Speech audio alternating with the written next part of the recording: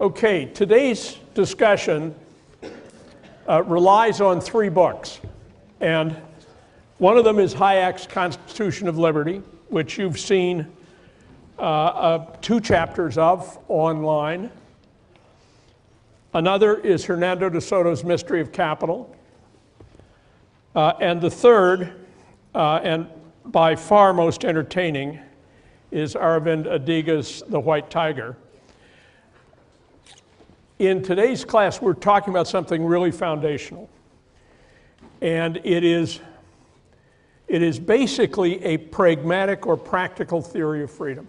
It's why is freedom a good thing? And this is a much less high-flown theory than many philosophers would give. Hayek, after all, was an economist. But it is a powerful one, and for me it corresponds to more or less to my convictions.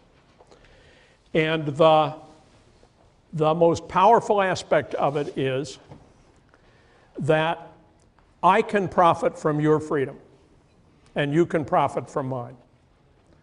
Freedom is a common good. Individual freedom is a common good in a way that makes a great deal of practical common sense to a lot of people, including me. We'll do it in 4 chunks. We'll begin by looking at Hayek's framework. We will then take up briefly the question of government and how government relates to this. Then we will look at De Soto's analysis of live and dead capital and his explanation of why undeveloped countries remain undeveloped in many cases. And then finally, we'll rub our idea of freedom up against the lives of the central players in The White Tiger. And throughout this, I'm going to advert from time to time to a Yale story, not the tragic one that is on the front page of today's paper, but an equally, well, no, I won't say equally, another troubling story, which is the decision of Yale University Press when it agreed to publish a book about the Danish cartoons which poked fun at the Prophet Muhammad. When that book was ready for printing 3 months ago, the director of Yale University Press called me. I'm on the committee that decides what books they publish. And the question was, can we pull the cartoons out of the book? These are cartoons which make devout Muslims very mad. And the answer we arrived at, very reluctantly, was yes, pull the cartoons. And think of that problem and think of what possible explanation could there be why a great university feels itself unwilling to stand up for freedom of expression in the case of these admittedly blasphemous cartoons. And it turns out the answer is very practical, and I'll give you my position on it by the end of class. Okay. Hayek was a charming guy and a very practical thinker, less practical perhaps than economists who work for banks, but as Nobel laureates go, very practical. He was given to thinking about hard cases, about why things were done as they were, and he was most of all an intellectual skeptic. He was most of all inclined to doubt human knowledge, to lean on fallibility and ignorance, to look at Marxist historicism, which we discussed last time, as horse feathers. He was contemptuous of not Marx alone, but of whomsoever imagines that there is a deterministic course for world history, A, and that they know what it is, B. Neither A nor B washes with Hayek. And the reason it doesn't wash is that he believes in freedom. And in free societies, outcomes are unpredictable.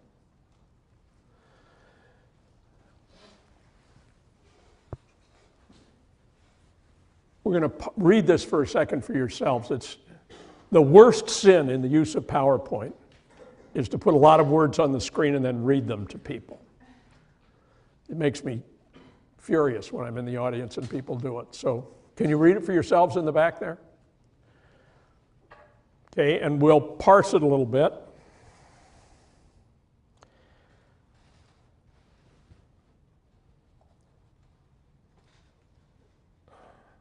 Civilization which no brain has designed, but which has grown from the free effort of millions of individuals. Okay, and the idea here is, this is a very powerful idea. It is, if you say, who designed the world in which we live here at Yale? How long would the list be? Or let's try this. Let's take the highest ranking officials of Yale University. Let's say Roland Betts, who is the chairman of the Yale Corporation, and Rick Levin, who is the president of the university. And let's throw in Linda Lorimer, who's the secretary, and Mary Miller, who's the dean of the college. And think of 4 or 5 others that might be important. What percentage of what goes on around here did they think up? Take a guess. Do we have a mic out there? Just hand it to the woman right behind you. Let's get her guess. What percentage of the way we do things at Yale is attributable to the 5 highest ranking officers of the university? 5%? You think that much? Let's pass the mic around look, I can tell you've got something to say. Go with it. Yeah, it doesn't seem to be on.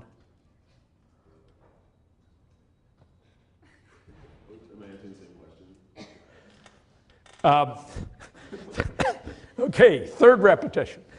The question is, take the 5 highest ranking officers of the university, take everything that goes on around Yale, what percentage of it can we attribute to them thinking it up? I'd say way less than 1. And I think they would say way less than 1, right? And it's because the university has been invented a piece at a time over the centuries. It's reinvented every day. What you do in the classroom is part of reinventing Yale. What you do elsewhere is part of it. And the notion of a free society that Hayek wants to put in front of us is one where agency, the right to make decisions, is widely dispersed. And you can imagine societies in which that isn't true. In fact, many exist. One would be an authoritarian society, an autocracy, where a ruling elite pretty much says what happens. Another would be traditional society or a theocratic society, where there are standing rules, they are more or less followed, and they restrict agency in a sharp way. New Haven Colony, in the years 1637 to 1665, was a strict theocracy. And the rules were laid down in the Bible. Solum scripturum was the idea. They made no laws. All they did was interpret the Bible and enforce it harshly. Hayek has in mind something very different from that. And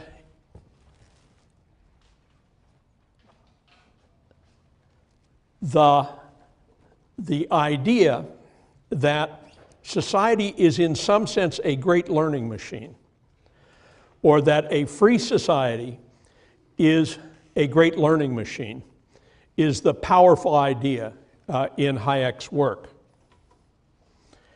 If we think of, I'm given to these extravagant charts, historical time on this dimension measured, let's say, in centuries, or in human generations, if you prefer. And on the vertical axis, the total shared store of knowledge that society accumulates. Knowledge as trivial as how to manufacture a toothbrush, or as complex as how to operate a great university. The accumulation of that knowledge is, Hayek says, accelerated exponentially by dispersed agency, by freedom. And the rate of accumulation grows in an exponential curve with a free society.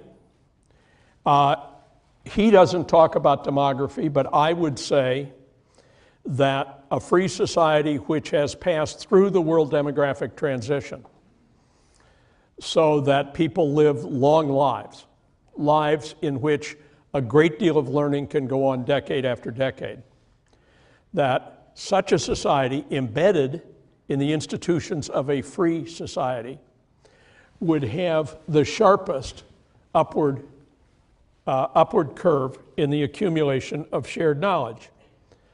The other side of that story, and here I've added a second axis on the right, which represents the percentage of a society's knowledge which one very competent person can capture. Right? Who's the most competent? Rick Levin is very competent. Never brilliant, always thoroughly competent. It's really true. I mean, it really is true. Part of why he's so good is he never tries to be brilliant. You ever heard him say anything that was even vaguely edgy? I've known him 40 years. We used to ride home together at night. He's never anywhere near the edge. But he's never crazy. He's the most thorough, right? It's the personality profile for an airline pilot, a heart surgeon, and maybe the president of a university. So it's a very steady, very competent persona. And Hayek's big point is that no individual, however competent, can know any major fraction of the knowledge accumulated in a free society over time. And that, first of all, that's humbling. Right? It's terrifically humbling. And part of what the sort of education all of you are getting is about learning what you don't know and learning where to find out the things you don't know, which through time you need to know.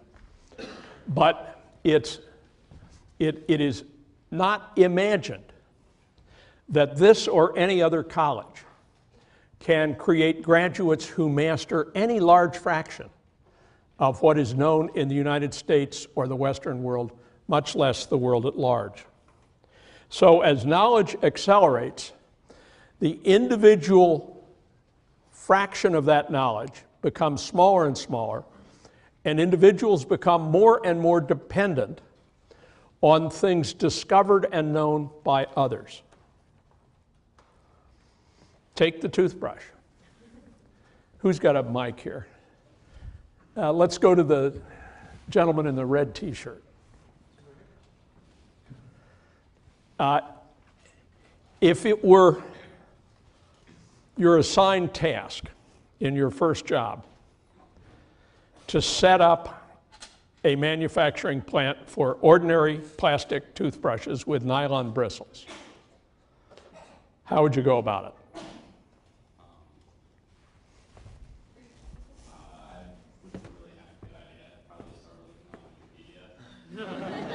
Okay, that incidentally is where this photograph came from. Okay, so you go to Wikipedia. Do you think Wikipedia's got a design for a toothbrush factory? No, maybe WikiHow or... Okay, what you'd begin doing is reaching out to others, right? And you would probably have to reach out to several others. And those others, the others who actually make these toothbrushes, do you think that, you suppose those plants are located in New Jersey? Not really sure. I'm pretty sure. And Mike, I don't even know this, but I'd be willing to offer a substantial bet that the vast majority of toothbrushes are manufactured somewhere in Asia or the Southern Hemisphere, probably Asia. And I would also bet that no one in this, does anyone in this room have a clue how you'd go actually about it? Injection molded plastic, right? No one knows. And yet each of us profits in a small way from tens and hundreds of thousands of bits of knowledge like that. Let's examine this chart. Now, I think maybe if we work cooperatively in the room, we could learn what it's about. I have no idea. I certainly can't read these labels. Is there anyone here who can read them?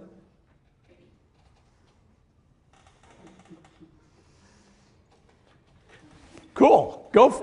Let's get her a mic so we don't miss this.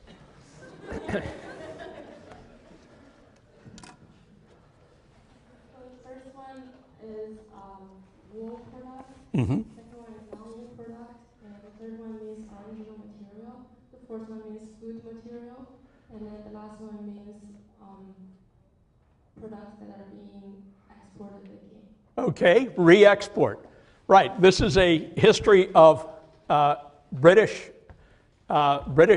exports in a complex bar chart, and the fact that. Are there other people who knew how to do it and didn't raise their hands? Okay. What we see here, this is kind of a division of labor story, right? It's a little like Adam Smith and the pin factory, that we rely on others as storehouses of knowledge, useful to us, or at least imaginably so in my example. This is the Model T Ford. And it was produced for the first time in numbers between 1910 and 1917. And it was a revolutionary machine. By 1917, it was, well, when it began, it was selling for about $1,000, which would be a lot more than $1,000 today. By 1917, the Ford Motor Company had figured out how to make this car and make money on it by retailing it for $360. And they had done that by combining many small pieces of engineering from other fields. And by using a moving conveyor belt, which carried the car along, and workers who stayed in position, each with an assigned task, each coordinated in a very efficient way. And the larger implication of that for the American and world economy, the knowledge embodied in it, was enormous. And it was wholly unoriginal. Ford was not a brilliant engineer. Some of the people he hired were damn good engineers. By and large, though, they were just regular, smart people who worked in a cooperative team way, a division of labor about ideas. And there was an older idea called the American system. And the American system was interchangeable parts. It was parts made so precisely identical that you could take the left front wheel drum off one Model T and put it on any other Model T and expect it to fit. And that idea, and that's actually one of the revolutionary ideas that's involved in the vertical spike of world affluence, and which has been dispersed everywhere in the globe.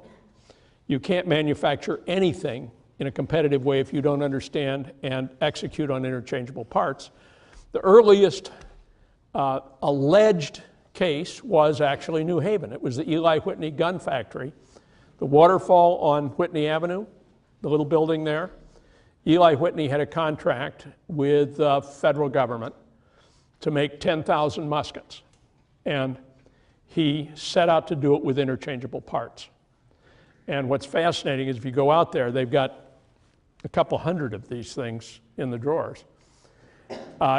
He got most of them just a little wrong. So he would file them, or his workers would file them and chivvy them to make them interchangeable.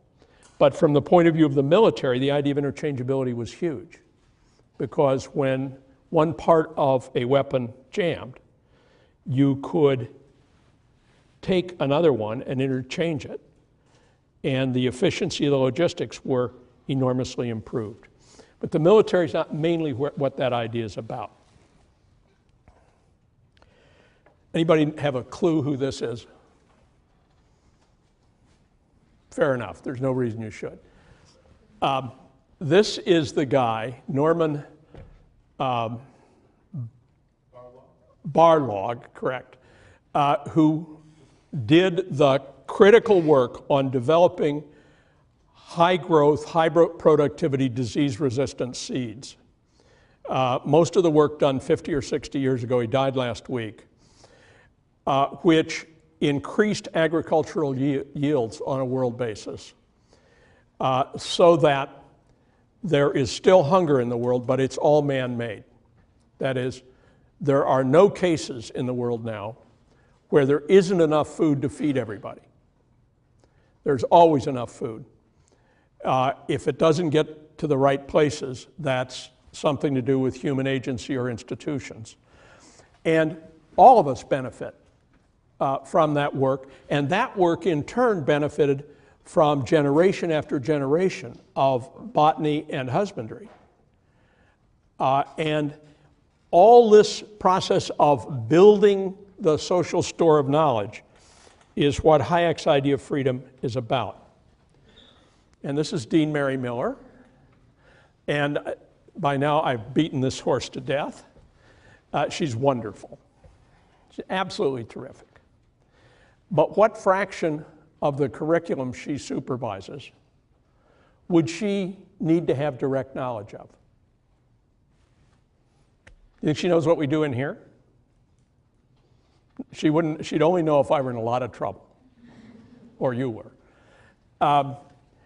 There are hundreds of courses, even thousands, and the dispersion of agency, right? The last summer, I sat at my summer house in northern Vermont with a stack of books about that high, picking the books for this course. She didn't supervise that. Neither would I have been pleased if she had. But the effect, if she has the right people doing it and trusts them, is very like Adam Smith's pin factory and the division of labor and the power it produces. So we're back to Smith. Smith had the idea that by dividing labor so that one person doesn't undertake the whole complex task of manufacturing a pin, if you divide the labor among many who get good at specific aspects of the task, you can make it cheaper and more efficient than otherwise it would have been. Hayek's idea is more loose-jointed than that. Hayek's idea is that you don't even assign roles to people, you let them find their own roles. That if you want to go out and start a toothbrush factory using a novel technology, invented late at night over beer with your roommate, what's the likely outcome? The likely outcome is that you will fail. Your toothbrush will be too expensive and not very good, right? Isn't that the likely thing? And if you think about a market economy as literally hundreds of thousands of people who make decisions like that, go, no go, with a new model toothbrush, the accumulated knowledge from that is enormously powerful. And if you begin to make money with your new model toothbrush, then a couple of things will happen. One, capital will flow toward you. People will say, we would like to own part of this. And our subject next Monday is the Joint Stock Corporation, which is all about that. So capital will flow toward you, and so will competition. As soon as you begin to succeed, people will attempt to get as close to your product as the patent and copyright laws permit, and to compete with you on the basis of quality or price. And that process, you can think of it as an enormous diversified portfolio. The whole economy. No one directs the whole economy or says where the capital goes, though sometimes it feels as if Goldman Sachs comes close to that. The decision process is highly decentralized and unprogrammed. And indeed, Hayek, if you'll look closely, says, well, let's find it. He says that what we're trying to do is create the opportunity for the unexpected to happen. Liberty is essential in order to leave room for the unforeseeable and unpredicted. We want it because we have learned to expect from it the opportunity of realizing many of our aims. So that the core idea is dispersed power of action. Now, Hayek is entirely dependent on the idea that we are limited intellect. If we were, as this quote says, omniscient, the page 29, the green quote here, there would not be so strong a case for freedom. I think there would be other cases.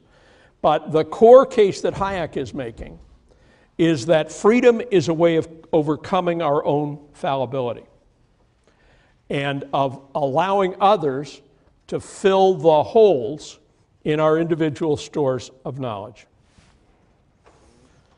Now, Hayek, early in the section you read, focuses on the question of a rock climber. It's kind of a jarring reference when you see it. It's at the, where is it? I think it's around page 12.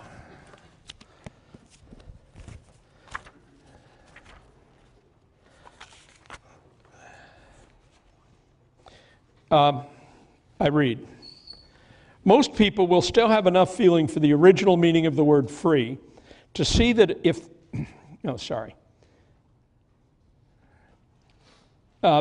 in this sense, freedom refers solely to the relation of men to other men, or persons to other persons. The only infringement of it is coercion by men. This means in particular that the range of physical possibilities from which a person can choose at a given moment has no direct relevance to freedom. The rock climber on a difficult pitch who sees only one way out to save his life is unquestionably free. Most people will still have enough feeling for the original meaning of the word free to see that if the same rock climber were to fall into a crevasse and were unable to get out, he would only figuratively be called unfree. Now there's a lot rides on that claim. And Hayek defends it unevenly. If you look closely at the way he defines coercion, you'll find that the rock climber story is the clear and easy case. And by the end of our slides today, we'll begin to look at some harder cases. And some of those hard cases are raised by the White Tiger book. Now, This is more my kind of rock climber, hanging on barely. I'm terrified of any height greater than 5 feet. What's behind this story? Hayek isn't sneaky here. Anybody want to tell us why he makes this argument? Because he is arguing in an environment where communism is a very live option. And the Marxist position about freedom is that it's a bourgeois delusion. And that only by giving everyone the same access to material rewards, to money, wealth, and the like, only by downward redistribution of money, wealth, and the like, can real freedom be shared by everyone. And Hayek wants desperately to head off that argument. Now, whether that argument is right or wrong is actually more semantic than anything else. And we'll actually close with a slide about this. That is to say, can you be free and at the bottom of society unable to do many things, unable to effectively exercise your freedom? One view is that the two dimensions, freedom and wealth or power, are entirely independent. Another view is that without some degree of market power, some degree of ability to interest others in your needs through exchanging your skills and your labor for what it is that you need, or for the money which will buy what it is that you need or want, only with some degree of market power can freedom be fully realized. And I'm of that second view. I am of the view that the wide dispersion of relative affluence is part of making freedom real. And the way I would argue that with Hayek is that conceptually, the concept of coercion is extraordinarily slippery. Let's consider the guy in the crevasse. He's stuck, but you and I are walking by on our way to a picnic. And he calls to us, and we say, sorry, we're late to the picnic. It would be you wouldn't have to much twist the language to say that that was an implicit act of coercion on our part. Okay? And then the slope gets dangerous and complex. If he had diabetes and we withheld from him the treatment for diabetes, would that violate his freedom? All I want you to do, what I really want you to do, is get the power of Hayek's idea in your heads and get the complexity of applying it in your heads. Now, the reason I think some degree of affluence or some degree of market power is part of the deal is that Hayek's examples all depend on it. The things which he tells us about in the second chapter are all ones where people have enough education, enough physical health, enough skills that they can be real players.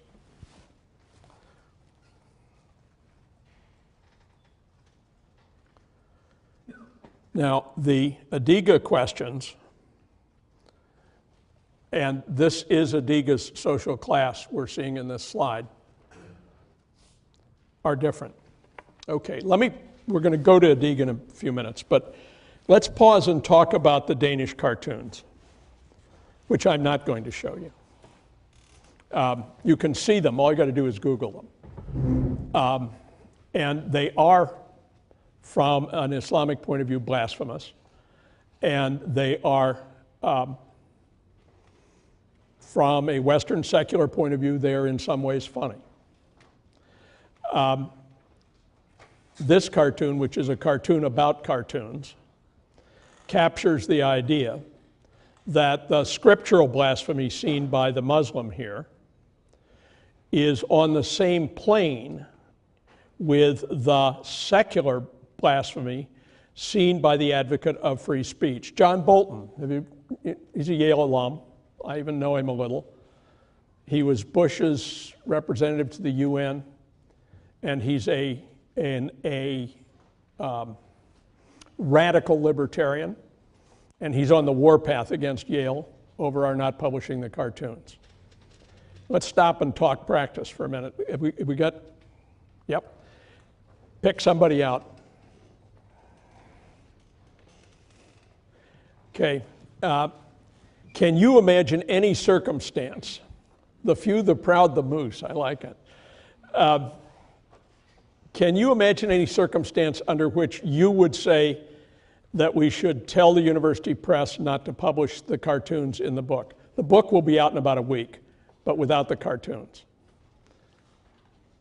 I can imagine there's a pretty strong case to doing that if there were good reasons to believe that publishing the cartoons would, there was some specific threat that publishing the cartoons would result to the university or to people. Okay, you cut straight to the chase. Very well done. The point just made is that the university consulted experts. And the question to the experts was, what's the probability of a terrorist attack launched against Yale in response to the publication of the cartoons? And the answer came back that it was not insubstantial. Now, why would that be? Would you got to grab it and talk to it.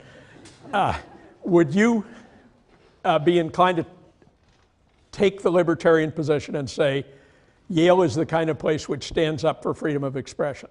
I think you can make the case that Yale stands up for freedom of expression in a lot of cases, but not all. Okay. And so let's see, have we got a true gospel libertarian in the room? We got somebody who wants to say, damn it, you should have published them. I don't mind being criticized. Yeah. Yes. We need to, yeah. If you'll come forward a little, it's going to make it easier. I would say yes. I see the cartoons no differently than I see all of those Darwin cartoons that were around for Darwin Day, or the pictures of the Christian fish with feet on it walking onto land. I mean, if you can criticize one religion, you have to be able to criticize all. And I think that the best approach would have been probably to try to create an academic exchange whereby every university displayed the cartoons in some public place. Because I believe that freedom of speech is absolutely essential. You're the kind of guy Rick Levin's scared of. Thanks. No, that was good. Richard. I don't need a microphone. If the argument is that the right to life is going to outweigh the right to freedom of expression, and a cartoon like this would, in fact, raise a probable chance of a terrorist attack, Bolton's counter-argument would be that it's a slippery slope. The minute you get into this sort of appeasement towards that potential threat, down the road, the potential that you're giving up multiple or a societal amount of freedoms to appease an aggressor, you're actually bringing on an even greater existential threat to society. Okay. I agree that that would be one of the counters, and it is a persuasive one. It's important. The issue here gets to be, it comes down, in my view, to the effective ability to defend the institution. And when I say defend it, I mean defend it. And the next topic for us, if I've got these slides organized right, is the nation-state system. And what we have here is a question of narrow gauge state failure. The guy pictured is Thomas Hobbes. His great book, The Leviathan, came out at the same time as the settlement to the 30 Years' War, more or less, and they were two faces of the same thing. Hobbes' central idea of the Leviathan was a power so great and so well disciplined that it could monopolize force and violence in society and keep people from attacking one another and put down a general set of rules of law which allowed people to know what was coming next. And if the Leviathan were fully effective, I would favor publishing the cartoons. And my reasoning would be similar to the reasoning back left, that freedom is freedom, and freedom includes bad taste. I think blasphemy is very bad taste toward any religion. It's bad taste, but the fact that I deem it bad taste doesn't make it an inappropriate exercise of freedom for those who take a different view. That's the whole idea of freedom. Now, what's missing here is that in some fundamental way, the Al-Qaeda events worked. They did, in some degree, work. We all pay rent on them every time we fly, right? I mean, think about the person hours consumed taking shoes on and off, and the perfectly good bottles of water or shaving cream, which are confiscated.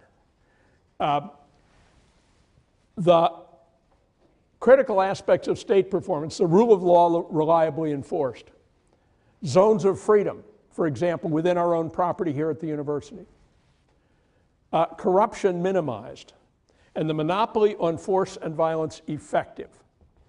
Now, what 9/11 was about was an attack on our culture and a demonstration that even the mightiest nation in the world, nay, the mightiest nation in the history of the world, was open to violent attack, especially if you were willing to die in the process. And we have been convinced by that. And if you actually think about defending the Yale campus against, just imagine a single person willing to die or spend his life in prison for attacking Yale in the most spectacular possible way. What would we have to do to the campus to rule that out? Call the New Haven Police Department? You must be kidding, right? I mean, they don't have anything like the resources to do it. And our own police force doesn't come close to being able to do it. The campus is built on the premise that the monopoly on force and violence works. It is built to deal with petty criminals, right? The locking of gates and that kind of thing. But the locking of gates is entirely useless against a terrorist.